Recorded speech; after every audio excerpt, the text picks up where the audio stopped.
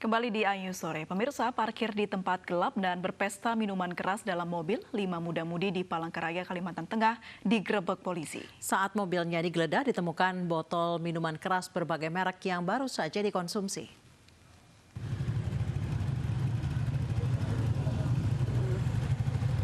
Lima pemuda yang terdiri dari 2 pria dan 3 perempuan ini digerebek aparat Ditsamapta Polda Kalimantan Tengah saat berada dalam mobil yang terparkir di tempat yang gelap dan sepi di Jalan Yosudarso, Kota Palangkaraya, Kalimantan Tengah.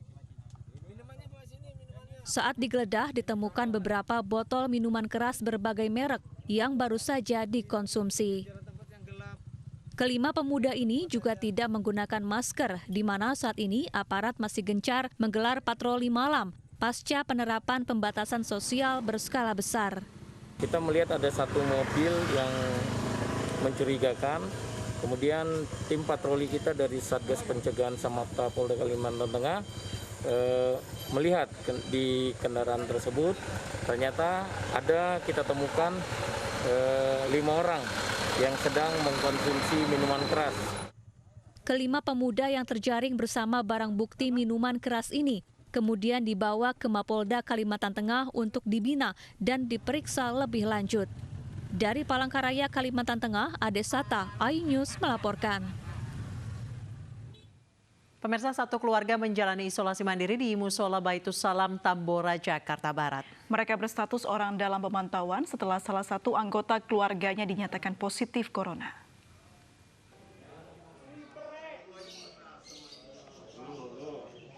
Tiga belas berstatus orang dalam pemantauan menjalani isolasi mandiri di Musola Baitus Salam, Tambora, Jakarta Barat. 13 orang yang berasal dari satu keluarga ini telah menjalani tes swab. 10 diantaranya dinyatakan negatif dan sisanya masih menunggu hasil. Mereka menjalani isolasi mandiri sejak Hari Raya Idul Fitri.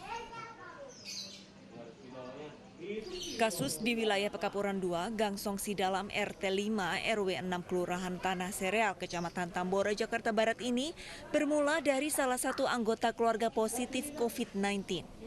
Pasien bekerja sebagai petugas PPSU dan dinyatakan sebagai orang tanpa gejala setelah menjalani swab tes dan kini dirawat di Wisma Atlet.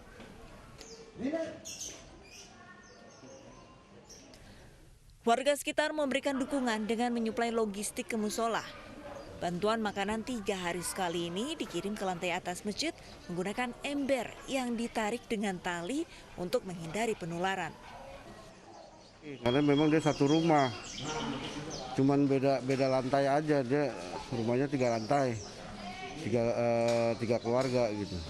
Hari raya itu kita sepakat bahwa yang ke-13 itu kita pindahkan ke musola. Kita juga sudah berembuk dengan warga, dengan tokoh masyarakat, dengan RT, bahwa tanggung jawab untuk memberikan makan adalah dari kita gitu selama 14 hari ini gitu.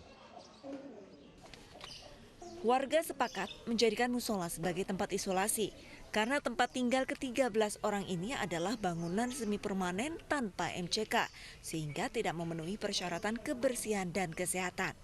Setiap harinya, musola selalu disemprot disinfektan. Dari Jakarta, Bernadetta Ginting, Angga Bayu, dan Tri Juliani, iNews melaporkan. Pemirsa, Gereja Katedral dan Keuskupan Agung Jakarta bersiap menghadapi fase kenormalan baru atau new normal. Pihak gereja kini tengah menyusun protokol peribadatan yang aman bagi umat.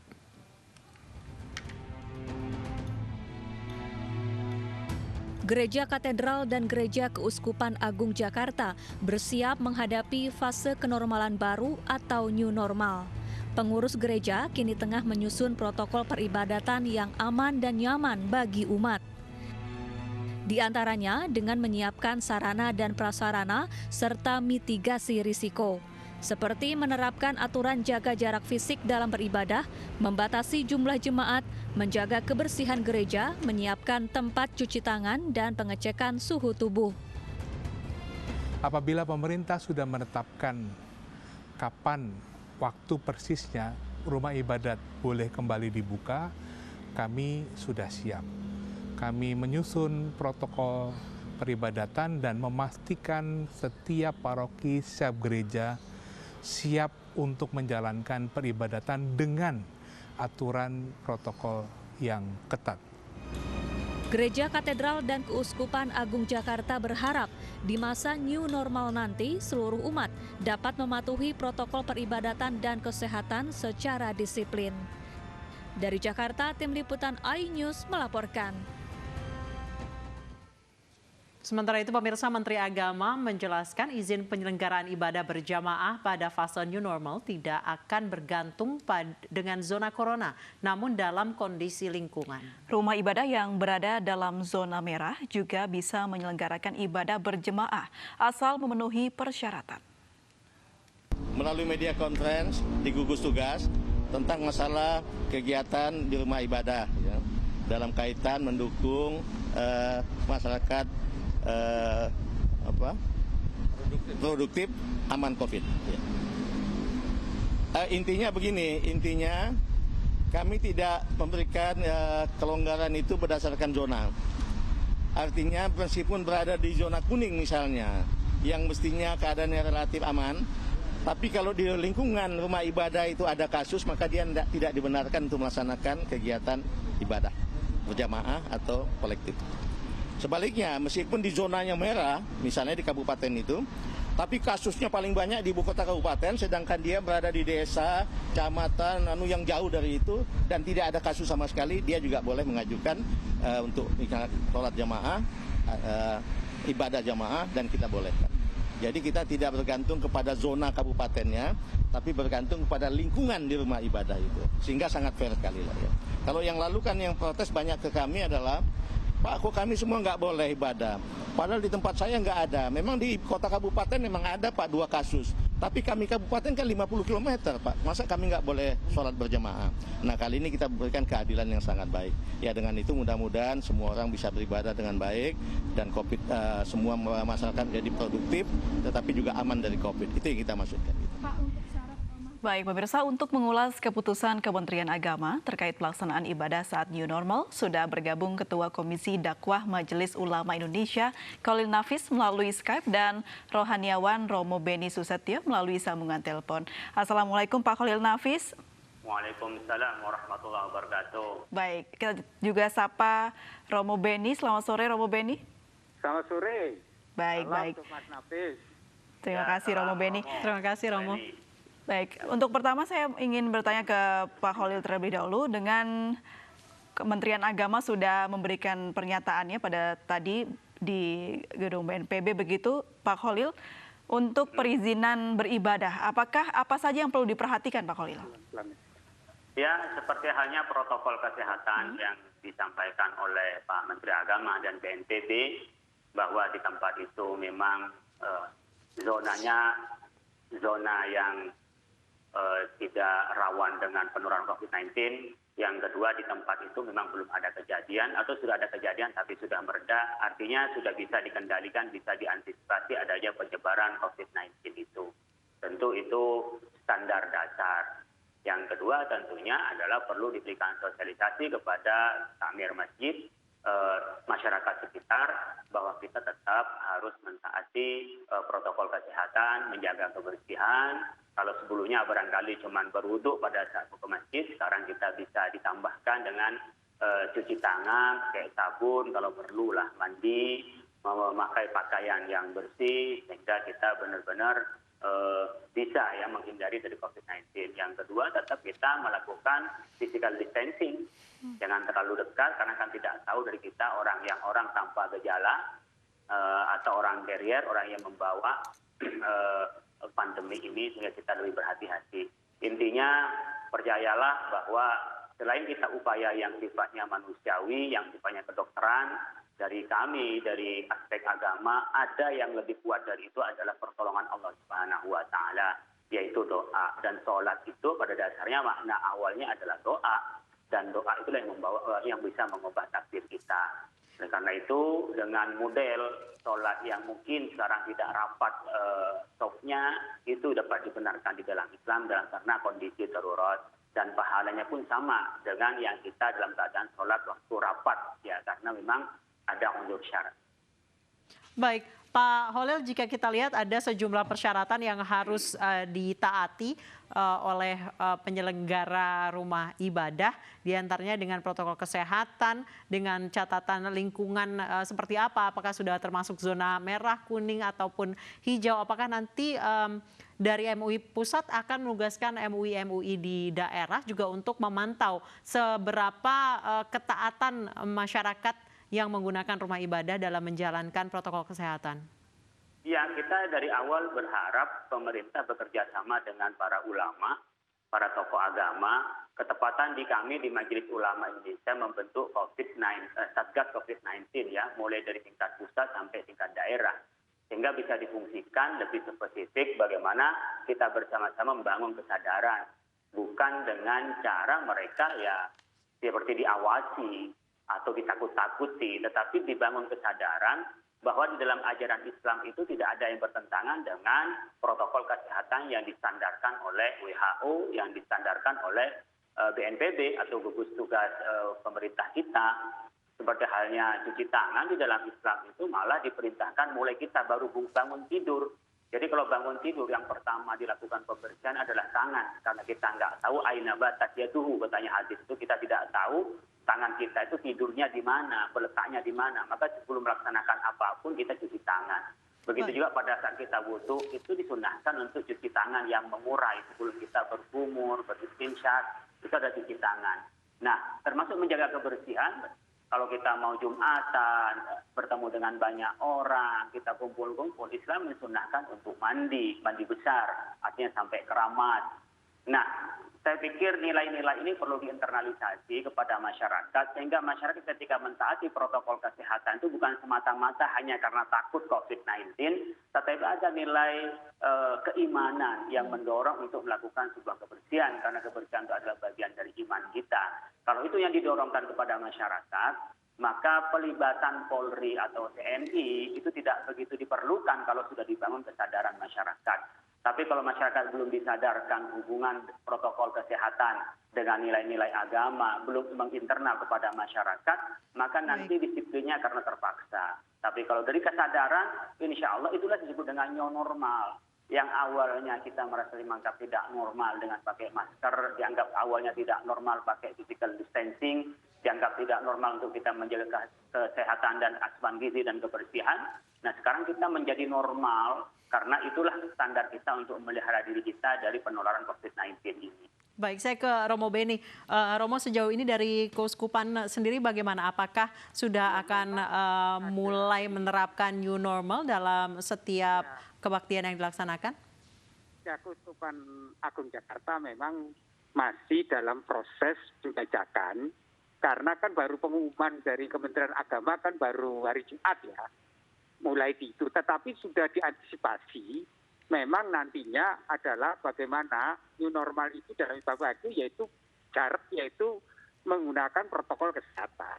Karena di dalam gereja sudah jalan ya, misalnya pemberian sakramen, memberikan pelayanan rohani yang meninggal, perkawinan, pengakuan dosa. Misalnya pada saat hosti gitu, Romo, seperti apa nanti harus ya, ada cara baru kan? Ya, atau pengaturan yang agak ketat, misalnya posisi gereja itu misalnya kapasitas tempat duduk itu misalnya 300, tinggal misalnya 100. Nanti maka ibadat itu mungkin akan dibuat bertahap-tahap. Oke. Jadi misalnya terus yang kedua memang harus ada yaitu sebelum masuk gereja harus diukur dulu suhunya. Kalau dia panas, kemudian batuk, pilek, mereka tidak usah ke gereja dulu, gitu loh. Yang kedua suhunya, kalau sudah atas 37 udah boleh masuk. Kemudian protokol cuci tangan, kemudian pakai masker, kemudian menggunakan protokol-protokol yang sudah dianjurkan, gitu loh. Jadi sebenarnya dalam penyesuaian itu sudah mulai dilakukan, karena kan juga ada nanti alat-alat khusus untuk penutup para imamnya dan para romonya. Sudah ada itu model-modelnya. Maskernya bagaimana sudah ada juga cara-cara itu. Tapi yang penting ini kan kuncinya disiplin. Baik, Romo disiplin dan masing-masing. Baik, Romo ya. Dan Pak Holil, kita tahan dulu. Kami akan lanjut usai jeda berikut. Tetap bersama kami di iNews Sore.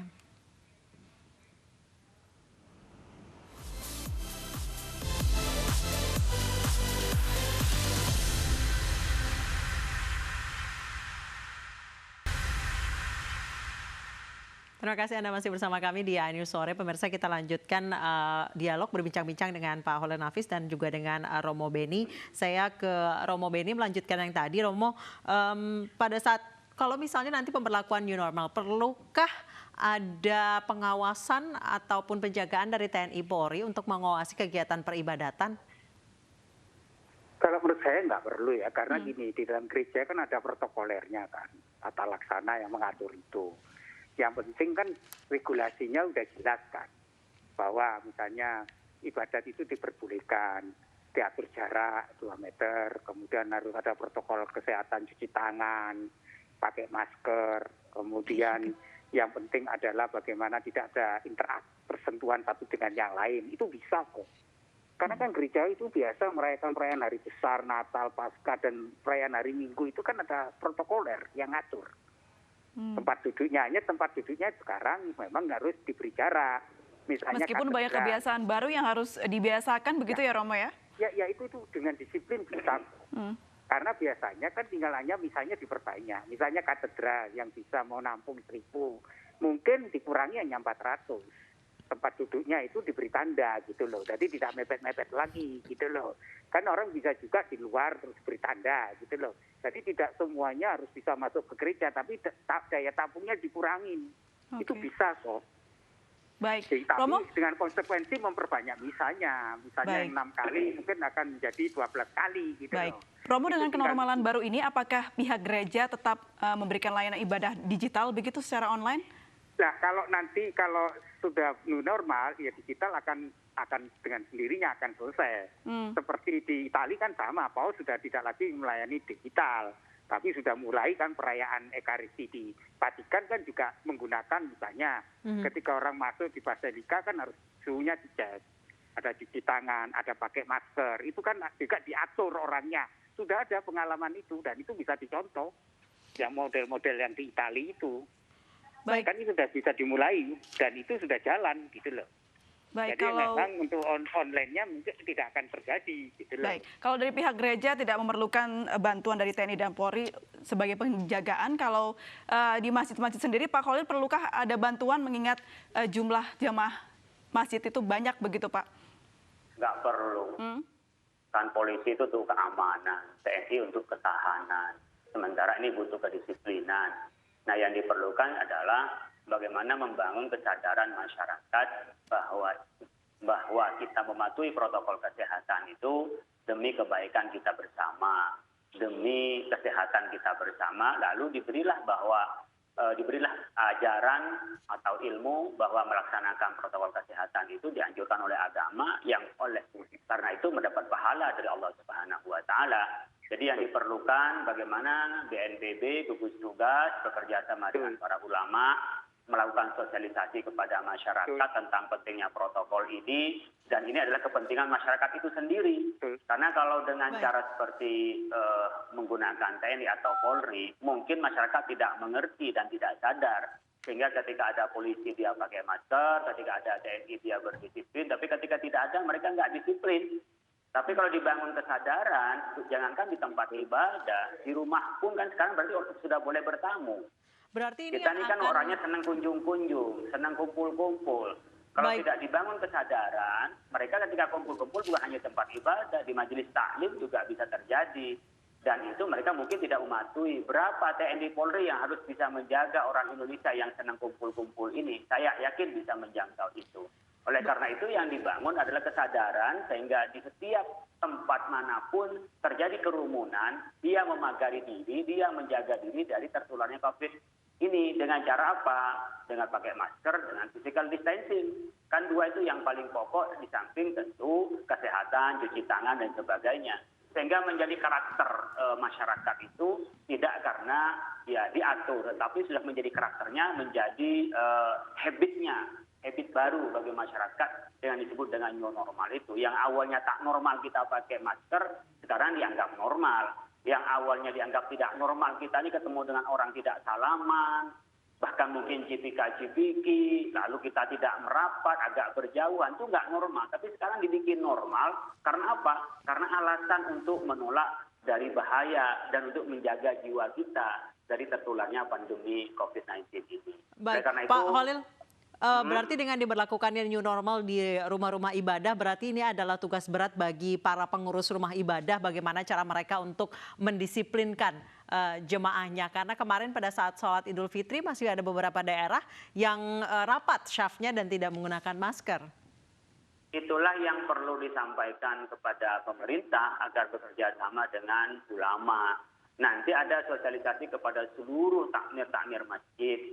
Disampaikan kepada ustadz dan ustazah, kepada da'i dan da'iyah. Itu disampaikan tentang pentingnya hal ini. Sehingga masuk di dalam materi pengajaran, materi kajian, materi pengajian. Sehingga masyarakat itu sadar dengan kehidupan ini bukan karena dipaksa. Jadi memang ada kesadaran untuk melindungi dirinya sendiri dari tertular itu. Makanya kalau kita hanya mengandalkan dari yang sifatnya kayak seperti kepolisian, orang ditangkap nggak bawa SIM, umpamanya orang banyak ditangkap karena nggak pakai helm, itu mungkin bisa karena dalam jalan-jalan protokol. Tapi perkumpulan-perkumpulan mulai skala kecil, kalau di kami itu ada majelis taklim, ya, ada pengajian umum. Jadi rumah ibadah jangan digambarkan hanya sholat Jumat. Di dalamnya banyak aktivitas lain, ada pelatihan, beberapa hal dan sebagainya. Tadi sebagaimana Romo Beni sampaikan, di setiap masjid sudah harus diatur physical distancing itu. Yang saya ingin cerita seperti halnya kemarin ketika Masjid Agung Surabaya itu mau menyelenggarakan sholat Id. Yang awalnya kapasitas 40.000 ketika dilakukan physical distancing hanya bisa memuat 4.000. Kami sudah mendapat surat dari DMI, Dewan Masjid Indonesia, minta bagaimana kalau satu masjid dibikin sholat Jumat 2 shift. Dia minta fatwa, padahal kita sudah mengeluarkan fatwa beberapa tahun lalu pada acara musyawarah nasional tidak boleh melakukan Jumat di satu tempat dengan 2 shift itu. Apa caranya? Dia bisa dibikin tempat lain tidak harus masjid. Seperti perkantoran, aula, bisa dijadikan Jumatan. Pak Holil, kalau misalnya diperbolehkan tempat lain dijadikan tempat untuk beribadah, apakah tempat ini juga harus melakukan penerapan protokol punya surat aman? Begitu Pak, seperti yang dijelaskan oleh Menteri Agama. Yang perlu disampaikan juga kepada pemerintah, di kami sudah berjalan seperti halnya di beberapa kantor-kantor kementerian, kantor-kantor lembaga yang menyelenggarakan Jumatan di aula. Saya beberapa kali khutbah di beberapa tempat yang itu adalah aula. Di kantor-kantor di Jalan Sudirman, di Jakarta. Di daerah pun juga ada yang tidak menggunakan masjid, karena memang ada mazhab dari mazhab Hanafi tidak harus masjid yang dipakai. Kalau mazhab Syafi'i memang harus di masjid dan jumlahnya 40 orang. Nah, sebagian kita ada yang Jumatan tidak di masjid. Oleh karena itu tempat ibadah yang diasumsikan hanya masjid, besok-besok juga harus dilakukan protokol bagaimana maksud tadi karena harus ada izinnya, harus diberitahu juga tempat-tempat ibadah yang berupa aula. Bagaimana mereka harus mematuhi protokol kesehatan itu. Baik, saya ke Romo Beni. Romo, setujukah kalau misalnya perizinan rumah ibadah ini nanti akan buka tutup tergantung berarti dari kedisiplinan masyarakatnya seperti apa dan juga lingkungannya seperti apa? Setujukah Anda? Jadi gini, sebenarnya kewajiban dari pemerintah itu kalau bisa memberikan peta mana daerah yang merah, mana daerah yang hijau. Yang daerah merah mungkin harus isolasi total. Daerah hijau diperbolehkan dengan syarat-syarat menggunakan protokol kesehatan. Karena gini, ibadah di dalam gereja Katolik itu juga ada di komunitas kecil, yaitu di kering, di wilayah-wilayah. Yaitu di wilayah-wilayah juga ada ibadat, makanya protokol kesehatan itu sangat penting. Nah, kalau menggunakan model gereja Katolik itu bisa lewat ketua-ketua kering lingkungan. Ketua lingkungan menjelaskan masalah ini kepada umatnya, jemaatnya. Nah, dari situ akhirnya kesadaran itu dibentuk. Jadi itu sebenarnya sudah ada mekanisme. Kalau dalam gereja kan ada hierarkinya. Dalam hierarki itu kan ada pengurusnya, ada pengurus wilayah, pengurus lingkungan, ada dewan parokinya. Lah lewat itu tokoh-tokoh itu akan menjelaskan protokolnya seperti ini. Baik. Kalau ke gereja misalnya dianjurkan menggunakan masker, suhu. Berarti tugas ini ada di pengurus rumah-rumah ibadah ya, balik lagi mereka yang akan bertugas nanti mengatur kedisiplinan masyarakatnya ya Romo ya. Dan itu lebih mudah karena mereka kan punya yang disebut ketuanya. Jadi lewat kering ini memberi anjuran. Anjuran kalau ke gereja syarat-syaratnya begini, gunakan ini. Kemudian itu bisa digilir. Misalnya kalau dalam gereja Katolik berapa wilayah kering itu minggu ini misalnya jam 7 ini berapa kering yang bisa diatur kok itu mekanisme itu. Tapi kebijakan macam-macam itu diserahkan aja ke internal masing-masing komunitas agama. Oke. Baik, Mereka baik. lebih paham. Jadi Baik, yang terima penting kasih. Sebenarnya protokol kesehatan itu dibuat lebih rinci dan pemetaan daerah, mana daerah hijau, mana daerah merah. Baik. Nah, Terima daerah kasih Romo hijau Beni itu Susetio dan Pak Khalil Nafis telah bergabung bersama kami di iNews Sore, dan ini kedisiplinan masyarakat dan juga kejelasan tentang pemetaan COVID-19 dari pemerintah menjadi kunci kenyamanan beribadah. Kita ke informasi berikutnya, pemirsa. Jumlah pasien positif corona di Indonesia masih terus bertambah menjadi total 25.773 orang. 1.573 diantaranya meninggal dunia, sementara 7.015 pasien dinyatakan sembuh. Dari pemeriksaan ini kita dapatkan kasus konfirmasi positif naik 557 sehingga menjadi 25.773. Data ini kalau kemudian kita lihat lebih detail lagi, ada 10 provinsi yang hari ini tidak ditemukan kasus positif. Namun kalau kita lihat ada 5 provinsi yang masih memiliki angka kasus positif yang cukup tinggi untuk ditemukan hari ini, di antaranya adalah Jawa Timur. Kalau kita bandingkan dengan data kemarin ada cenderung naik. Kemudian DKI meskipun tinggi dibandingkan dengan data kemarin cenderung untuk turun. Namun khusus DKI ini tidak seluruhnya berasal dari wilayah administrasi DKI. Karena kita tahu bersama sebagian besar saudara-saudara kita yang bekerja di luar negeri dan kembali ke tanah air masuknya adalah lewat Bandara Soekarno-Hatta. Sudah menjadi ketentuan pemerintah bahwa mereka harus kita lakukan pemeriksaan dan beberapa di antaranya mereka positif konfirmasi COVID-19. Hanya memang datanya akan masuk di dalam kelompok Provinsi DKI, namun bukan menggambarkan bahwa ini adalah kondisi administrasi DKI. Kemudian kita masih melihat juga di Sulawesi Selatan masih ada kenaikan dibanding hari kemarin. Kalimantan Tengah juga demikian. Jawa Barat meskipun angkanya masih tinggi tetapi dibandingkan dengan hari kemarin sudah cenderung untuk turun.